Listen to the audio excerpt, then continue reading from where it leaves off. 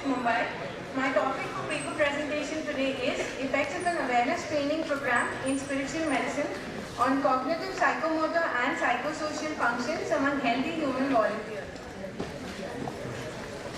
Starting with the introduction, the relevance of spiritual practices in health and diseases is well recognized, but its application in healthcare is lacking. The reasons being two primarily. First, spirituality is dismissed as superstition or quackery, resulting into its poor coverage in medical curriculum. Secondly, lack of information on evidence-based spiritual practice that separated from superfluous rituals or extremist concepts pose difficulty to apply sound spiritual practices in medical practice. Having been convinced about immense health benefits of spiritual practices, the next challenge for medical practitioners is to secure required cooperation from the patients for their indulgence and involvement in healthy spiritual activities. To facilitate this, we prepared a PowerPoint program detailing on evidence-based spiritual practices, which not only describe types of useful spiritual intervention, but also throw some light on underlying mechanisms responsible for health benefits. The purpose of this presentation was to sensitize prospective subjects on current developments in science and technology in the field of spiritual medicine. Objectives of the study were to assess and compare the effects of an awareness training program in spiritual medicine vis-a-vis control on cognitive and psychomotor performance using psychomotor test battery in healthy human volunteers, to assess psychosocial status as a result of the awareness training program in spiritual medicine using a set of questionnaire, to promote student wellness by reducing anxiety, enhancing well-being and self-esteem, to validate newly introduced tests for self-esteem with already established ones, to appreciate the relationship between mental and physical health. Methodology used for this was the study design. It was a randomized controlled parallel group study. Study site, it was conducted at Grant Medical College and Sir J.J. Group of Hospitals. Study population was constituted by 40 healthy male or female medical students pursuing MBBS course at the institute in the age group of 18 to 25 years. Two groups of 20 volunteers each, 20 study group and 20 control group, constituting a total of 40. Inclusion criteria was healthy volunteers aged 18 to 25 years having the ability to understand the requirements of the study, willing to give consent and ready to follow the study procedures. Exclusion criteria was subjects unwilling to give consent, engaged in any special type of spiritual practices, having significant history of physical or mental illness, and also subjects having any forthcoming events such as examinations during the entire study period, which would grossly affect the daily routine. Data collection, the volunteers were divided into two groups of 20 volunteers each. Baseline measurements for cognitive, psychomotor and psychosocial functions were made.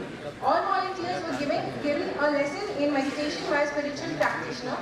Subjects had to do meditation daily for 15 minutes twice a day for 2 months. In addition, the study group was given a PowerPoint presentation as mentioned above. Post-study measurements for cognitive, psychomotor and psychosocial functions were repeated at the end of 2 months for both the groups. Psychomotor test battery used included tests for attention, tests for cognition and questionnaires to assess psychosocial functions. Tests for attention used for visual reaction time, choice reaction time, visual reaction time using stopwatch and critical clicker fusion test. Tests for cognition included computer-based memory test, digit cancellation test and digit letter substitution test. Questionnaires were used to assess anxiety, cognition and self-esteem. All the questionnaires were standardized. Results, compliance. Talking about the results, compliance, study group was compliant with meditation practice in the range of 83% to 90%, whereas control group compliance ranged from 48% to 90%. There was significant difference between pre and post course in study volunteers and standard psychomotor tests. Level of significance chosen here was P less than 0.05. Significance differences were also recorded in pre and post test scores of study volunteers in standard cognitive function tests. On psychosocial status, using standard questionnaire, the study group showed significant difference in pre and post score or anxiety levels, for which P was 0.042, cognitive failure for which p-value was 0.005, and self-esteem for which p was 0.006. Control subjects did not show significant difference in pre and post score in most of the tests. This is the table of the results. The ones marked with asterisk show a change. All the psychomotor tests did show a significant change except for visual reaction time 2 and choice reaction time. All the cognitive function tests did show a significant change. These are the graphs showing post and pre-comparison. The blue one is marked with post, which shows a significant change in the study case group, which is the study group, for cognition questionnaire, and finally for anxiety level questionnaire. Conclusion: awareness-based training program in spirituality facilitated compliance for spiritual practice. There was a significant improvement in cognitive, psychomotor and psychosocial functions within a short period of time. It appears that investing some time in spirituality out of the busy schedule might improve brain powers, which can be utilized to carry out work more efficiently, besides the possibility of keeping the mind young in a child body. These are few of my references. Thank you so much.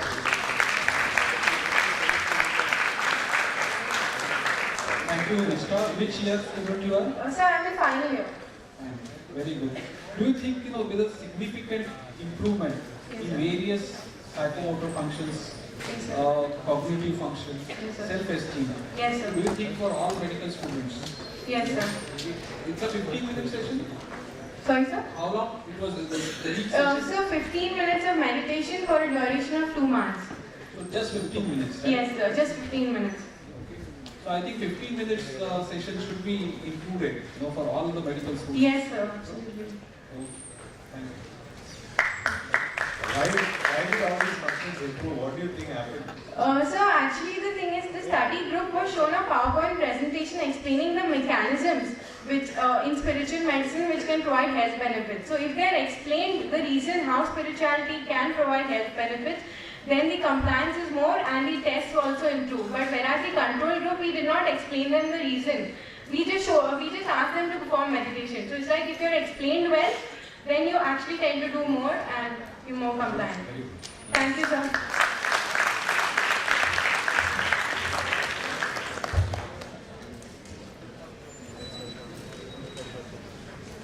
Thank you, Nishka. Judges, we will be ending the second session of the paper presentation right now. We have a Trinity oration. Dr. Quresh Maskati is here.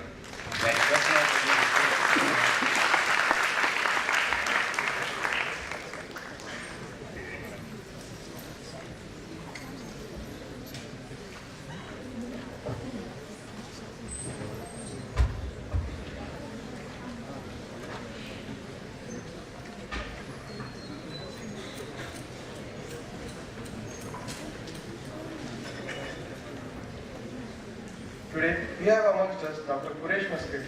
He is the current President-elect of All India Ophthalmological Society and former President of All Maharashtra Ophthalmological Society and Bombay Ophthalmologists Association. May I request my colleague to welcome sir with his application.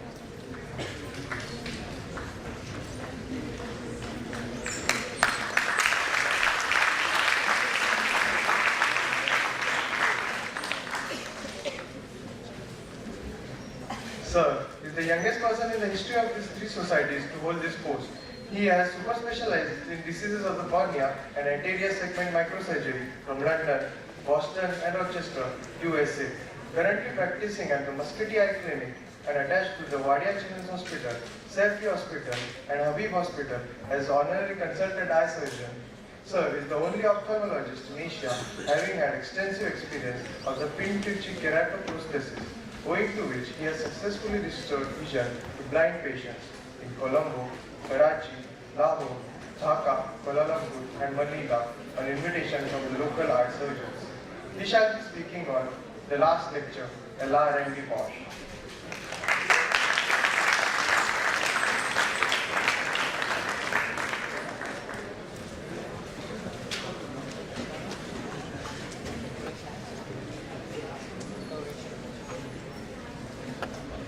Hi, yes. We've had a lot of our batchmates come here. One more, Dr. Quresh Maskati. I think if you guys haven't heard that, he's a wonderful guy, very entertaining speaker, and president of the Indian Ophthalm Association. I've come here not for that, but just to say that he's become a proud grandfather today to a little girl called Mara. So congratulations on behalf of everyone.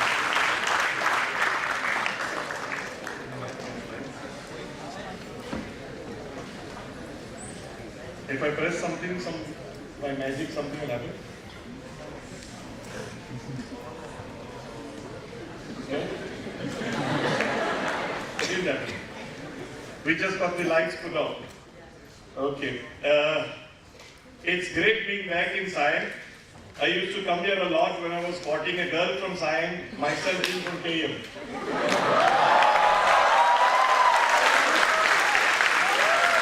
When I was an undergraduate like you, I had a girlfriend from Sion, so many hours were spent in Sion.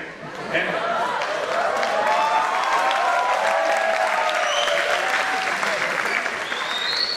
the first thing that happened when I came in now after so many decades is a pretty girl pushed a pin close to my heart and it felt like home.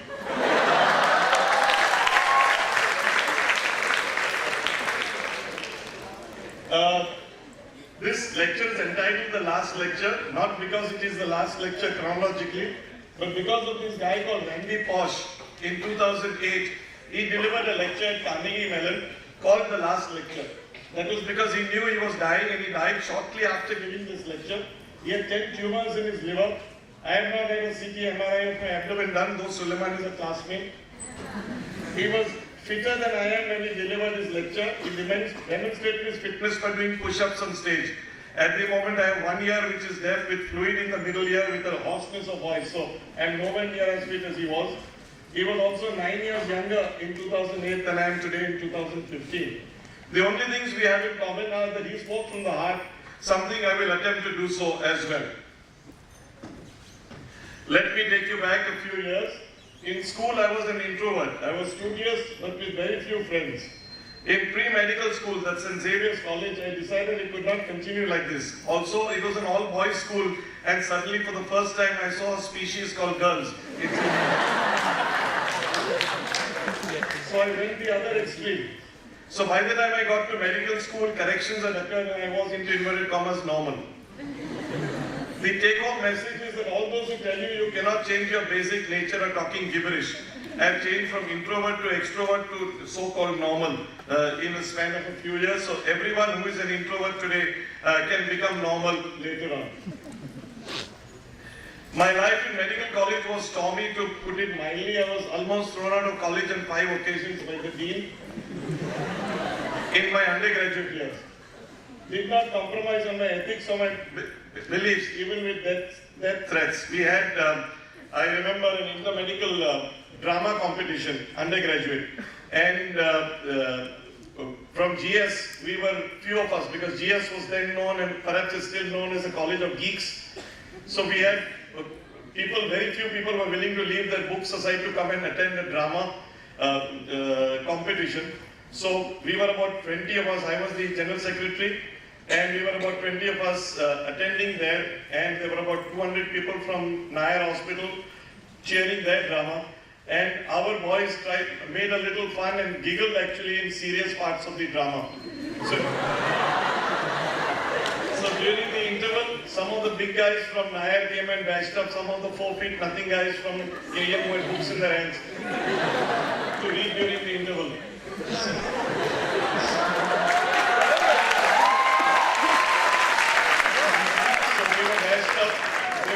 We went to the police station, recorded a complaint, and ex-cyanide, Dr. Lalita Rao at that time, head of IMA, pleaded with me, don't register a police complaint because exactly when you want to give your exam, they'll call you to court. So we withdrew the police complaint, but then went to the dean of Nair and complained to his house, then came back and told the dean of KM, and his favorite, he's no more, Dr. C.K. Deshpande's favorite, his hand would go like this. So are you the dean or am I the dean? And I wouldn't know where to ask him. I think we should throw you out, but so the next day I went around KM telling everyone that it's only because we were 20 and they were 200 that they could do this to us. So the next day, 350 people from KM, unheard of, attended the drama festival where we had our English drama going on, which was so bad that even I wanted to boo. But it was heard in pin drop silence by everybody, and I just received a few death threats. This is the pre-mobile era, so on my landline I had received death threats. So some of our boys from KM went with brass knuckles, small chakus, confronted the Nair people and said, if Quresh is harmed in any way, we will find you in your gully type of thing. And all were very well. I followed the footsteps of my father. That's my father there, who was threatened similarly to write a false certificate. He refused when he was a resident, and I followed in his footsteps. I graduated at first attempt, though it doesn't seem that way now, but one of the examiners insisted I should be failed in my MS ophthalmology because she had been failed when she appeared for her MS many years ago when Dr. Maskati Senior was examiner. Something she told me. Curiously enough, after I passed, I worked for a year as lecturer under her, and she told me this very proudly, you know, your father failed me, so I thought I should fail you. So the external examiner from Mangalore agreed, but insisted that those who failed worse than me should also be failed. That would have meant failing everybody from Nair, so she relented. As a resident, I never bunked on emergency days, did not want anyone to have a chance to say Quresh is not following rules because he is the boss's son. Boss was head of department ophthalmology, my father. But then it's good having a father as head of department, also very lousy if you get a foreign body in your eye. Because I got a foreign body in my eye at about 8 in the morning, went to the opthal OPD, and the houseman took a look at it with an old torch which hardly worked and says, you know, I think you got a foreign body in your cornea. I'll show you to registrar. So registrar took one look with a better torch and says, you got a foreign body in the cornea. I'll show you to lecturer.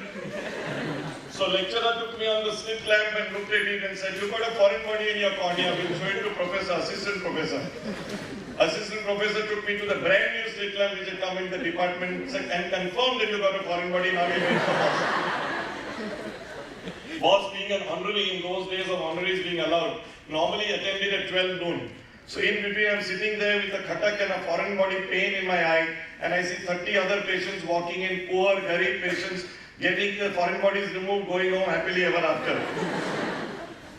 So boss comes at 12 noon and they show him, show me as prize patient number 1. He looks at me, he says, Quresh, you got a foreign body in your eye. Turns around to the lecturer and says, go remove the foreign body. I started private practice in 86. Unfortunately, shared the waiting room and secretary with my father with a 30-year-old head start on me, ensuring that the chairs on my side of the waiting room were always empty. In my opinion, lest you feel that I've come here only to talk about my days, let's get back to the topic of little bit of inspiration. Who is a leader? A leader is somebody who is a role model for his peers and his juniors, is someone his or her family is proud of, has a vision to serve society, and is passionate about creating future leaders. I would rate Dr. G. Venkat Swami, who started the Madurai Eye Hospital, the largest chain in the world, and Dr. Abdul Kalam Azad, who's giving him a Padma Bhushan, as two great role models. But closer to home, you have two role models of your own, whom I'm sure you recognize, who are leaders in the true sense of the word. They motivate you by their own example.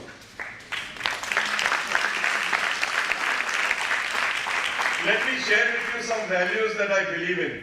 And these are the 10 values that I'll be talking about. That's a picture of my wife. She has got nothing to do with any part of this conversation, but she normally insists that wherever I talk, I must put up a picture. So the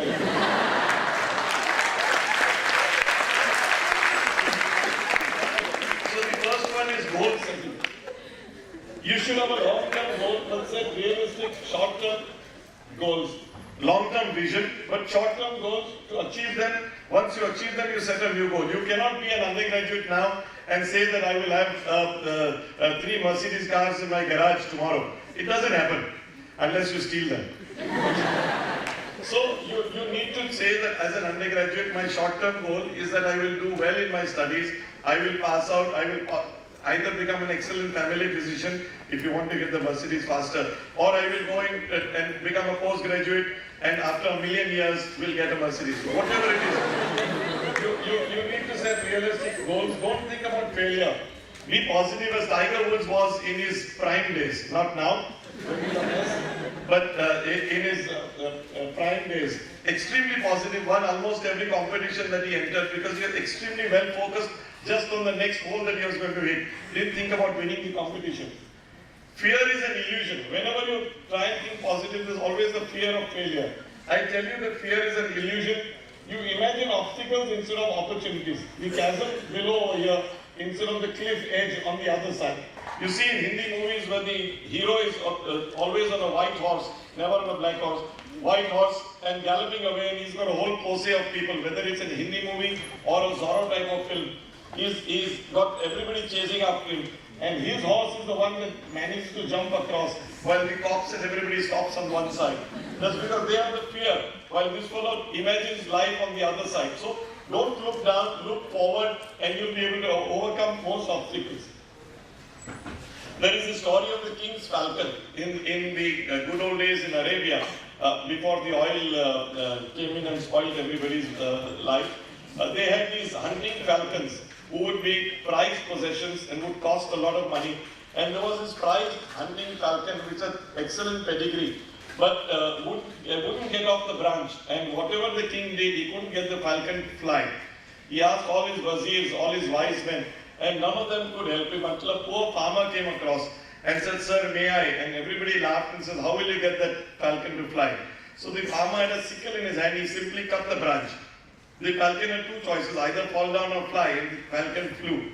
So don't wait until somebody cuts the branch under you. Change is going to occur. You need to be ahead of change. You need to fly before somebody cuts the branch, because life is very cozy, especially when your parents are paying for your education. But at some point in life, you need to rise ahead and you need to look forward to change. Don't fear change, welcome change, because change is going to happen for everyone. The second value is consistency. Strive for perfection and work hard. You need not be the best person in your batch, or the smartest, or the most charming, or the most popular. Just be consistent in your behavior and approach. Unlike the carpenter, there was this carpenter who was the best carpenter in an architect's office. And he was close to retirement, and he went up to the architect and said, "I'd like to retire now, sir. I've touched 60. I've worked for you for 35 years, and I now want to retire to my village." So the architect says, "There's just one job which is left. Please finish that one job, and then you can retire." And he told him to build a house and gave him the specifications. This carpenter was so annoyed. Carpenter had been an excellent carpenter for all these years. He was so annoyed. He used substandard wood, he used substandard nails, he used substandard screws, and was in a tremendous hurry to finish the job. Finished it, went up to the architect and handed the keys and said, "Sir, the house is ready, now can I retire?" And the architect said, handed him back the keys and says, "This is the house that I got built for you. I knew nobody else would be able to build a better house than you. So this is your own house." So what happens when you're not consistent is that sometimes you dig your own grave. So be consistent, whether it's the first patient you're seeing in an OPD or the last patient you're seeing in the OPD. That patient has done no harm by being the last patient. Be consistent in your approach. If you smile well in the first patient, smile well for the last patient as well. Be as thorough and clinical in your examination. And in life, when you go out into the big bad world of private practice, it will serve you well, because the patient will say that the doctor was as fresh with me as he was with everyone else. Patients are paid the same, or whether it's a free patient or a paying patient, every patient deserves the same consistency of approach. Don't give excuses. Strive towards perfection like the sculptor of an idol who kept rejecting each piece. And finally somebody went up to him and asked him, "Where is this small idol of Ganesha going to be?" And he says, "It's going to be on the top of the spire right up there." So the passerby told him, "But then why are you rejecting everything? Right on the top of the spire, nobody will be able to see it." He says, "Every day that I pass by, I will know that it was not perfect." So work hard and practice whatever you do, whether it's a case presentation or a surgical step. Things don't happen magically. You have to practice in the cold comforts of your room, undergraduate room. Practice for your case presentation, practice for whatever you're doing. The more cases you do, the more you do. We had somebody who as an undergraduate, a classmate of ours, would go around into the wards in his spare time just giving intramuscular injections. So he would tell the nurses that, "Let me give the injection." So much so that patients started asking for him over the nurses whose job it was, because he became so good at his work, just because he continued to persevere. He's just now a very, very successful family physician. The third one is stand for your convictions. There was a chief executive officer who wanted to appoint somebody to take over after him. So he gave each of 10 executives a seed for a bamboo plant and told them, "You go home and you nurture this seed and grow it, and whoever grows the best bamboo plant, I will appoint as an as in my place. So everyone took the seeds home, and 2 months later they all came with good-looking bamboo plants, and the CEO came and measured the length of the bamboo plant for each one of them. Only one man came there with an empty pot, and everybody started laughing at him. So the CEO asked him what happened. He said, "Sir, I don't know what happened. I watered it, I put fertilizer and everything, but the bamboo plant just didn't grow." And you can imagine that finally, of course, he was chosen there because the CEO said that I had boiled the bamboo seeds and no bamboo could have ever grown in any of these. So the other 9 were fakes. This was the only person who stood by his conviction and rose to become CEO. And if you believe in honesty, stand for your convictions, it will always serve you well. I was caught talking on the cell phone once when I was driving. You know that every ass has a cell phone now. So I was caught once at a traffic signal on the cell phone, and the cop came up to me obviously looking for a bribe, and obviously I wouldn't give it to him. So he took my license, and the rule at that time was that when he takes your license, the next day you can send your driver or anybody and pay the fine in the police station and you get back the license. So I sent my driver, but that day somebody had called Quadros or something had killed Alistair Quadros or something, had killed some 5 or 6 people on the roadside drunken driving. So overnight the government changed the rules and said those caught drunken driving or with cell phones on while driving will have to appear in court, you can't get back your license. So my driver called me up from there to say, "Sir, the bribe amount has now gone up to 200 rupees if you want the license back." So I said, "No, what is the rule?" He says, "No, you have to go to court." So at 7 in the morning on a particular day, I went to court where I was the only person in a suit. The others were 7 taxi drivers there who had been hauled up for various offences. My turn came, I stood up in court, I pleaded guilty, I was given a 500 rupee fine and was banned from driving for 7 days, which I cheerfully did. But I stood up for my convictions that I will not bribe anyone. So it's small things like this.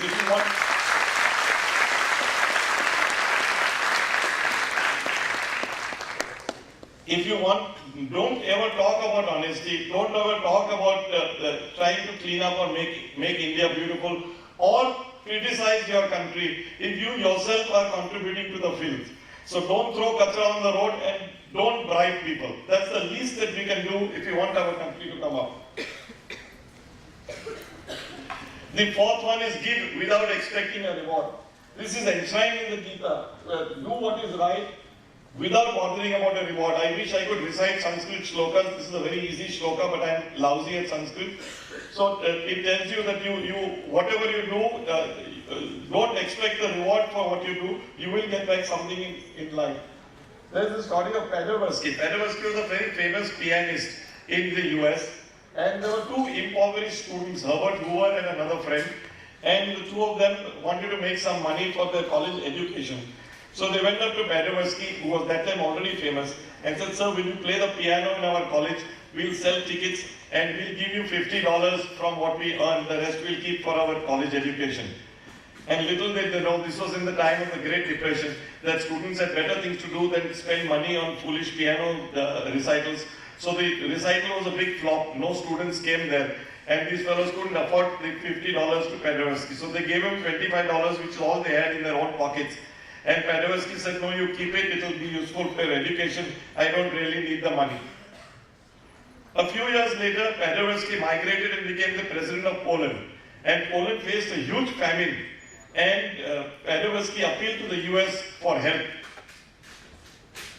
And at some point, you're supposed to give me hot water. Somebody was supposed to give me hot water. So Paderewski appealed to the US for help, and the US sent shiploads of wheat and grain and other things to Poland and got it out of its crisis. And when Paderewski asked, "What can I pay you for this?" This is Paderewski, this is Herbert Hoover, and Herbert Hoover was by then the president of the US, said, "Sir, you already paid in full." So when you give without expecting a reward, you get back much more than what you ever imagined you would. Value yourself and others. Thank you.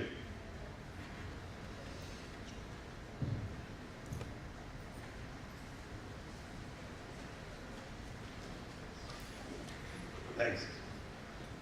each of us is unique. You see these Coke bottles, only one is a genuine Coke, the others are not so. They all look alike, we all look alike, 2 arms, 2 legs, two hands, but all of us are absolutely unique. We are all like diamonds waiting to be polished. Imagine a 100 rupee note, you crumple it, you soak it in water, you run a road roller over it, you put it in the mud and allow people to stomp all over it. Even at the end of it, if you take that 100 rupee note and go to the bazaar, you'll get 100 rupees worth of groceries. So the same thing is with us. All of us are like that 100 rupee note. Sometimes our bosses stomp all over us. Sometimes our teachers tell us you're good for nothing, you'll never make a doctor. Sometimes our friends and colleagues are continuously laughing at us because we wear glasses or because we are fat or thin or whatever. But if we have our innate self-value, then we are like that 100 rupee note. No matter what it is, if we know our value, nobody can take that value away from us. So I urge you to remember that all of us are diamonds. You and me are all diamonds waiting to be polished. Even if we are never polished, we will still be like that 100 rupee note whose value is forever. Henry Ford was a very famous industrialist. At a young age was a milk delivery boy. So what would happen is, this is talking about the 20s and 30s, the milk van would move from house to house and people would keep containers outside, empty containers on their porch. And Henry Ford would jump down from the van, take the container to the milk van and pour the milk as required into that vessel, put it back, get into the van and go to the next house. And later when he became a very famous industrialist, people asked him, what lesson did you learn as a milk delivery boy? And he says, one very, very important lesson which I learned was that no matter the size of the container, the shape of the container, some had narrow necks, some had broad necks, some were broad vessels, some were small vessels, no matter the size or the shape of the container, the cream always rose to the top.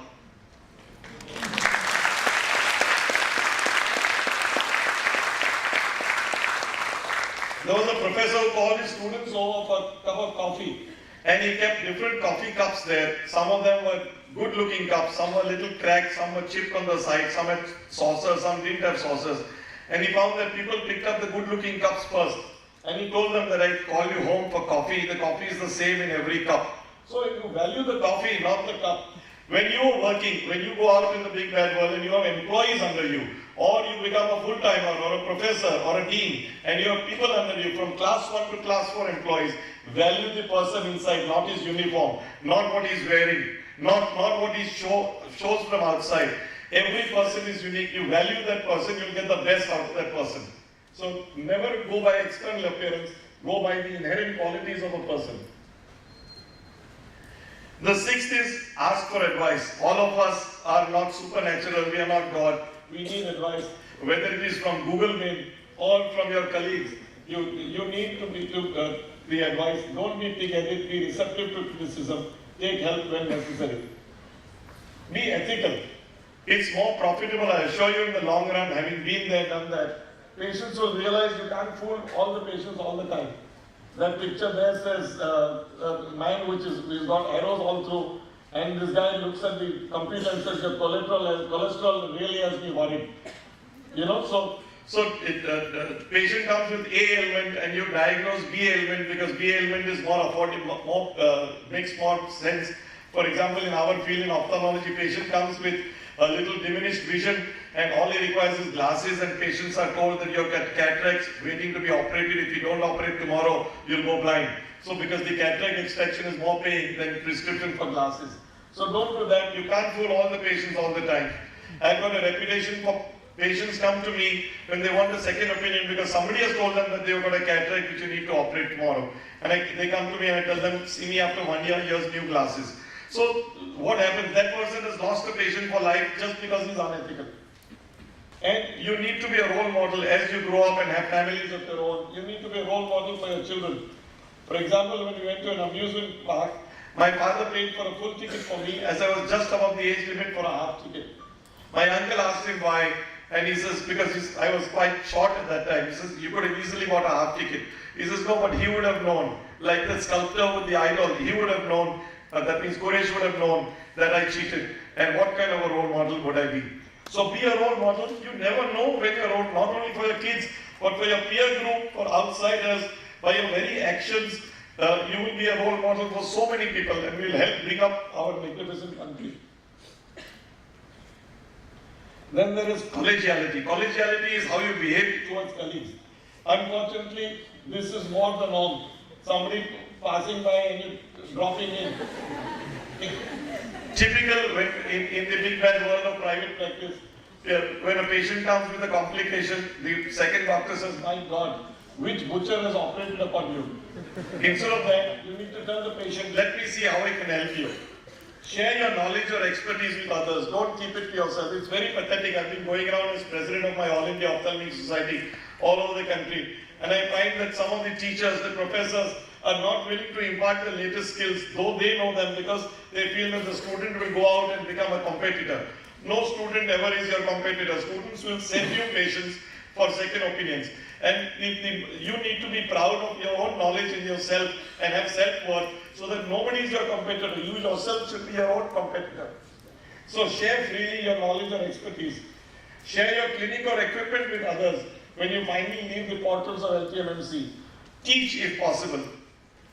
The best way to learn yourself is to teach, because you cannot teach without reading. The more you read, the better teacher, the better student, and the better a student, the better you are with your patients. And value relationships with colleagues, because it's like an egg. Once broken, it's difficult to restore. I mean, I'm an excellent surgeon, so I did this, but not all of you will be able to do that. Empathize with your patients. Patients will forget what you said or what you did, but will never forget how you made them feel. You could have a patient in the last stages of cancer or whatever. Put a hand on their shoulder, literally when appropriate, same sex. Otherwise you get into trouble. Figuratively always. So don't be very, very enthusiastic about this bear hug type of thing. But somehow, whether you put an arm around the shoulder or by your words, you should be able to communicate with every patient of yours that you feel their pain, their discomfort, their stress, and you're doing all you can to alleviate their misery. Then even if you are the cause of the pain because you caused the complication, they'll still be with you because you're showing sincerity.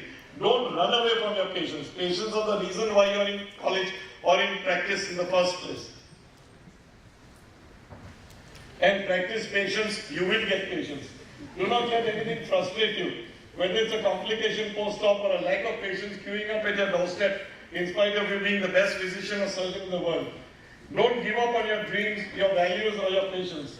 Do the utmost you can to restore their health, even if it means sending them to someone else, and especially if you send them to someone else. Again, this art of getting a second opinion at the correct time, you will never lose the patient whom you send. Patient will always respect that this is the amount you could do. You sent me to your senior colleague, but at least you recognize your limitations. I got better with your senior colleague. I'll come back to you with my family because I know you'll never mess up with me. That's the impression you give when you take a second opinion. Moving on from goals and values is how to be happy in your personal life. There are two ways. This is one way, but it's short-lived, and I believe, I'm a teetotaler, but I believe that it gives a terrible hangover the next day. We have two types of partners. The busy one who's too busy with his work, no time for anyone else, or the non-busy one who's too busy trying to become busy, and therefore no time. So basically all doctors have no time. Busy ophthalmologists, these are some of the examples. Robin Cook, author of Coma, ophthalmologist. Ken Kenyon, a very famous cornea surgeon under whom I trained in Boston, who runs a marathon till he was 70. And this guy with the unpronounceable name, a very famous vitreoretinal surgeon in Europe, who is an expert gardener in his spare time. So people found things to do. So how to be happy when old? Cultivate friends now. Cultivate outside interests and hobbies now. Spend time with the family now. Spend some quiet time daily with yourself from now. And exercise from now. That says what fits your schedule better, exercising an hour a day or being dead 24 hours. Cultivate friends. They should be friends, not colleagues from the same branch of medicine. So this is your golden time.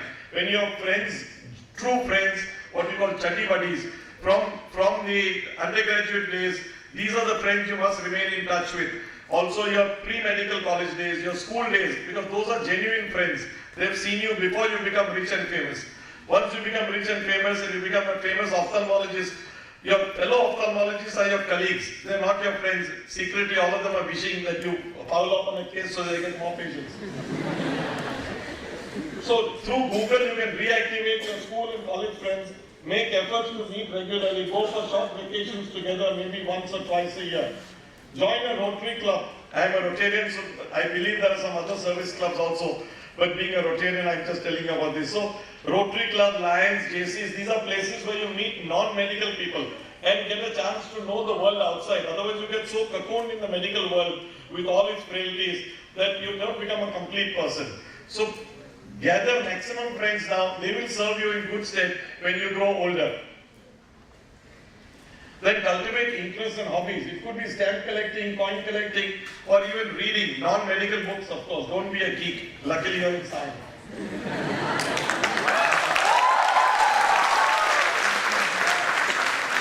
Music. Listen to music or singing or learn playing a musical instrument.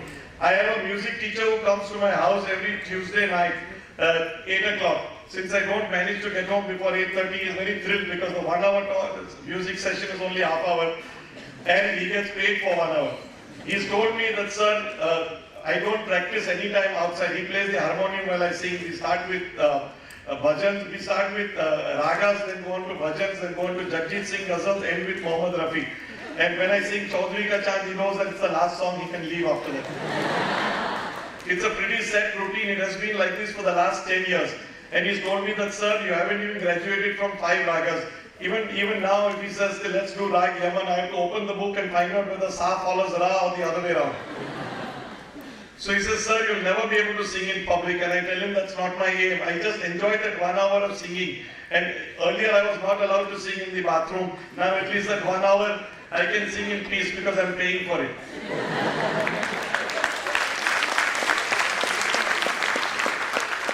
So more than singing, though I'm still a lousy singer, I appreciate songs that much better. And this is something you can do later on in life. It could be art, it could be dancing, any type of dancing. It could be sports. Preferably don't become very good at team sports like football, hockey, because when you're 93 years old, your teammates will have died. So pick up sports like chess or swimming, where you don't need people. You can play with your grandchildren and they'll beat you every time. Take lessons if you wish. As I said, I'm doing it. You can do it at any age. And devote a fixed amount of time to that activity. It gives you a lot of pleasure. Spend time with yourself. Have at least a 15-minute time where you spend with yourself, preferably at a fixed time and a fixed place every day. Since I hardly have any patients of my own, I could do it any time during my clinic hours. But some of you all might get busy in practice, in which time take it out from your non-practice hours. Look back at the day gone by, plan the next day. You can even use a paper and pencil. And ideally spend some time in meditation. Now these are two different things. The last speaker in the previous session talked about meditation. I only heard the question answers. But spend some time in meditation. That is when you're without paper and pencil. These are two completely opposing things. The first one, which I said, spend time with yourself, is an analysis. So you're actually thinking about the day gone back, see what wrong you've done, how you can improve on yourself, become a better person, plan ahead. The second one is where you actually empty your mind of everything. You can concentrate on a rose or an om or whatever it is, but empty your mind of the clutter. That could be another 10 minutes, 15 minutes, 5 minutes, whatever it is. So these are two separate things opposed to each other, but both of these will give you a lot of clarity in your mind. Then be detached. Care for your patients, yet realize you have a life outside of medicine. Don't be so involved in your work and caring for your patients that you worry and fret about every patient that you operated and don't sleep at night. Be ambitious. Aim to improve your financial status, but by honest means, you must be able to provide adequately for your family. Yet realize that making money is not your sole purpose in life. Most important thing is to be happy. This was a fire which completely destroyed my clinic in 2009. I had to build afresh from there. Bought one instrument at a time as I could afford it. But I was detached. I knew what had to be. Yes, Sarah. Still remain happy. So happiness comes from within you. It doesn't depend on the climate. It doesn't depend on whether your toast was burned in the morning. It doesn't depend on whether your clothes were creased or a complication that you had in office or some patient who abused you. None of these things should penetrate your inner core. You're a little detached. You need to be happy from within. If you're happy from within, you will always radiate happiness and perhaps infect those around you. To end with a cricketing analogy, since the World Cup is around the corner, success is like a century, strive to achieve it. Problems are like yorkers, face them. Failures are like bouncers, leave them. Luck is like a full toss. If it comes to you, use it. And opportunity is like a free hit, never miss it. To summarize, we discussed the importance of certain values in our personal and professional lives. We learn that to be happy in our professional life, and when we grow old, it is important to develop a life beyond our professional one. We realize the importance of friends, family, and spending time with ourselves. I assure you, I have not told you anything that I do not follow myself. You are free to apply any or none of the take-home messages in your own lives. Thank you very much for your attention.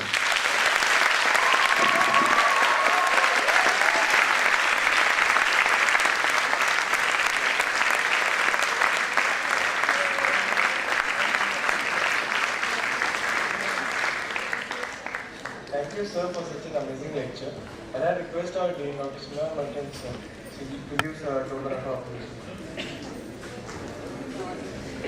I wanted to say, wouldn't this be entertaining? मजा आया कि नहीं भाई? I'll share a few secrets. I learned an extra new secret about Quresh, which I probably have to share with his wife. His secret girlfriend at Sion Hospital. A little bit of trouble for him. But jokes aside, I have to tell you about the grand play that we all went from KM, which Quresh told you just now. 350 KMites went to support a very miserable play. I have to tell you about the play so that any artistically inclined students know that this is not the way to go. The play was such, 20-25 minutes, I think, full-length play. Nothing happens. There's a idea over there. One guy sitting out there, female sitting on this side, I think Bobby and somebody else. For half an hour, nothing happens. I'm the music director, so I have to take care of a lot of music, lights, all of that. In the end of the play, there is one line, beginning and end. Let's have a baby.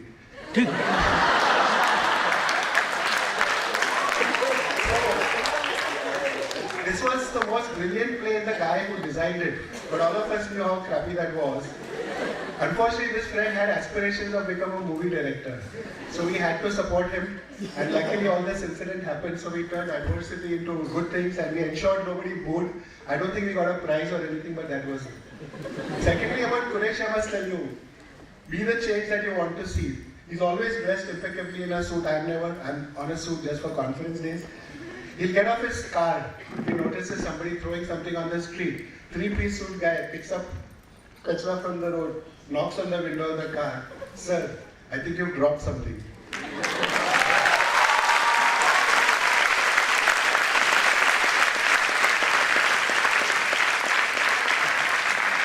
That is Quresh for you, and that is all of us can be the same. In fact, some of us can go even more because we are BMC guys.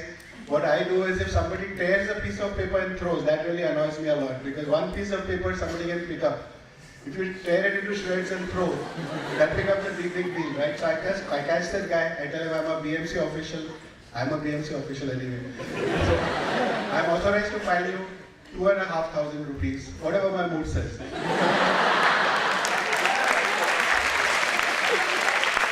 But I'm not going to do that as this is your first time. So at least next time, kuch karenge. This is tearing papers and throwing. So I think guys like Quresh can make a tremendous difference. I thank him once again for coming here. Congratulations once again on this lovely granddaughter, Naira. And I don't know whether she's an ophthalmic surgeon, but if she is, so like her granddad.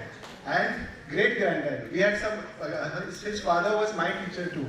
And he was a very entertaining guy. We learned a lot from him. Quresh, as you can see, was wonderfully entertaining. So all of you guys must realize this. You can have fun while being good. And not that this is Sion, I was from KM. But being a geek is not good, not a good idea. Definitely. Whether you're in KM, Sion, wherever. But focus on your goals, and as Quresh nicely put this whole thing off. Life is about what you make of it, not what others make for you. So I'll talk to you a little later, but thank you Quresh for coming. Thank you, sir.